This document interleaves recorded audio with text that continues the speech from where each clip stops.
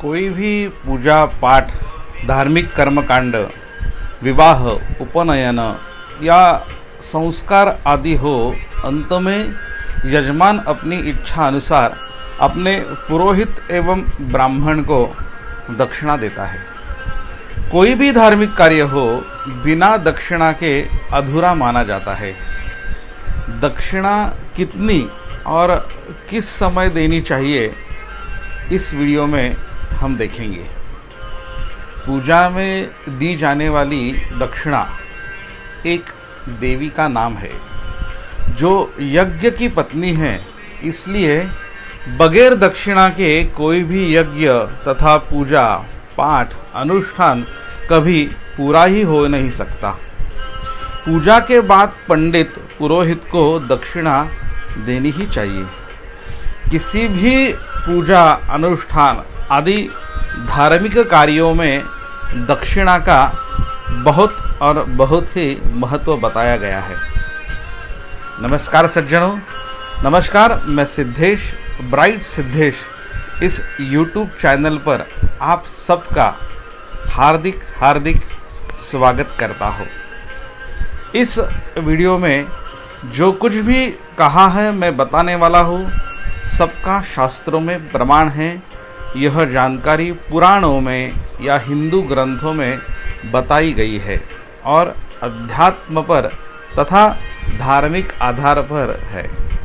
इसका उद्देश्य किसी अंधविश्वास को फैलाना या बढ़ाना नहीं है, इसलिए इस वीडियो को आस्तिक तथा श्रद्धालु अंत तक जरूर बने रहे।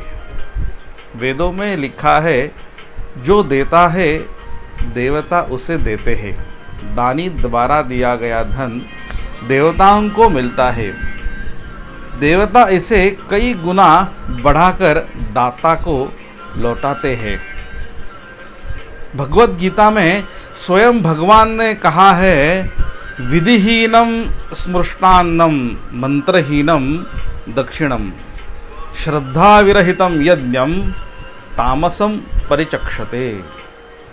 बिना सही विधि से बनाया भोजन जैसे परिणाम में नुकसान करता है, वैसे ही पुरोहित एवं ब्राह्मण के बोले गए मंत्र दक्षिणा न देने पर नुकसान करते हैं।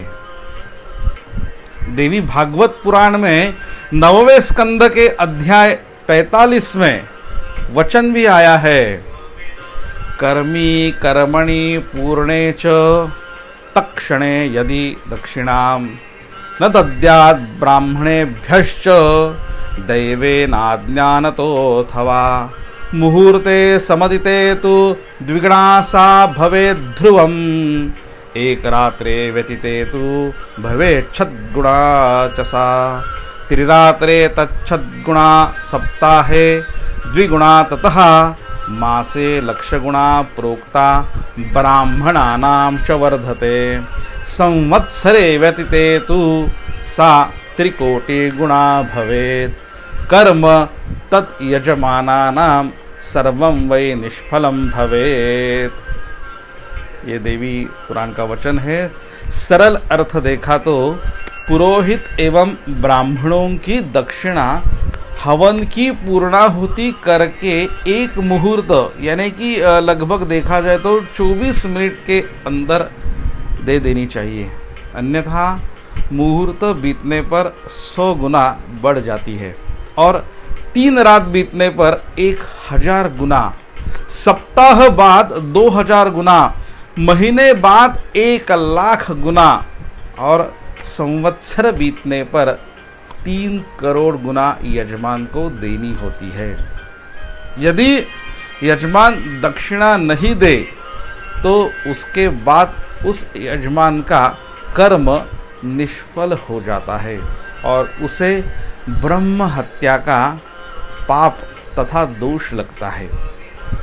आगे से उसके हाथ के किए जाने वाले हव्य कव्य देवता और पितर कभी प्राप्त नहीं करते हैं। इसलिए पुरोहित एवं ब्राह्मणों की दक्षिणा जितनी जल्दी हो उतनी जल्दी देनी चाहिए। जो यज्ञ तथा पूजा अनुष्ठान शास्त्रों की आज्ञा की अवहेलना करके वैदिक मंत्रों तथा पुरोहितों की दक्षिणा दिए बगैर श्रद्धा के बिना संपन्न किया जाता है, वह तामसिक यज्ञ होता है। बगैर दक्षिणा के ऐसा यज्ञ कराने वाला न तो प्रसिद्धि पाता है और न सुख और परम गति को प्राप्त करता है। कहने का मतलब यह है सज्जनों कि उसके द्वारा किया गया यज्ञ पूजा पाठ अनुष्ठान निष्फल हो जाता है। मान्यता है कि यज्ञ पूजा अनुष्ठान आदि संपन्न होने पर व्यक्ति को पूजा कराने वाले पुरोहित को समुचित दक्षिणा देनी चाहिए।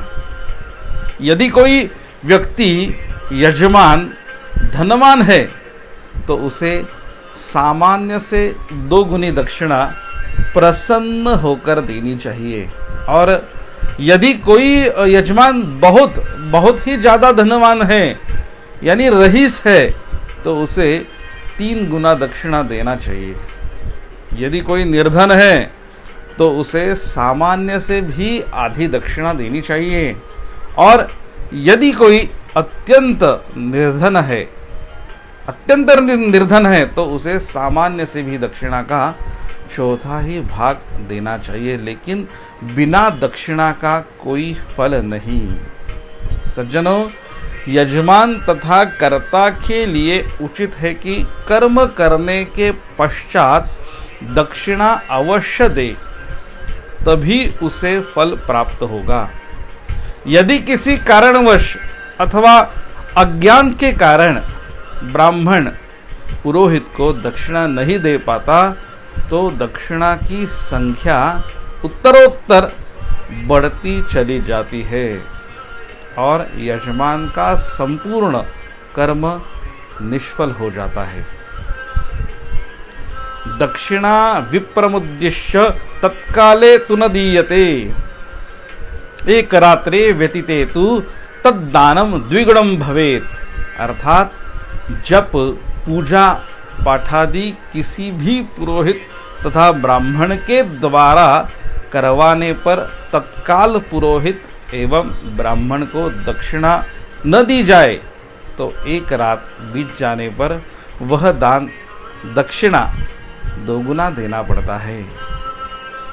मासे शतगुणम प्रोक्तम द्विमासे तु सहस्रकम संवत्सरे व्यतीते तु सदाता नरकम व्रजेत। अर्थात 1 महीना बीत जाने पर 100 गुना और 2 महीने बीत जाने पर 1000 गुना बढ़ जाता है।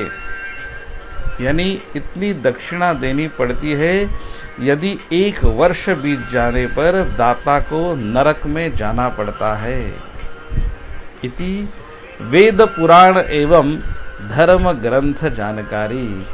तत्सत कृष्णार्पणमस्तु। धन्यवाद सज्जनों।